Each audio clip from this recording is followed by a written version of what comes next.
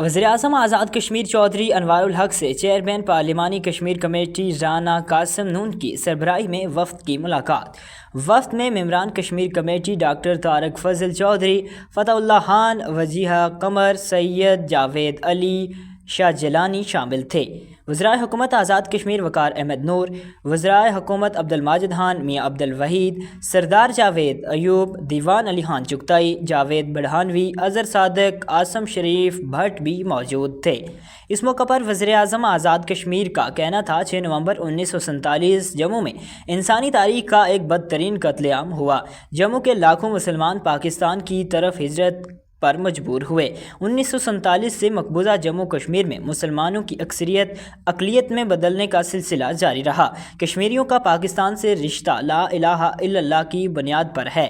کشمیر کے تمام راستے اور پانی کا بہاؤ بھی پاکستان کی جانب ہے۔ 5 اگست 2019 کے بعد مسئلہ کشمیر سرد مہری کا شکار ہوا، جس کی وجہ سے نوجوان نسل تذبذب کا شکار ہوئی۔ اس موقع پر وزیراعظم آزاد کشمیر کا مزید کہنا تھا، موجودہ آرمی چیف نے کاکول میں اپنے پہلے خطاب میں کشمیر کے حوالے سے اپنے جس عزم کا اظہار کیا، اس سے کشمیریوں کے حوصلے بلند ہوئے۔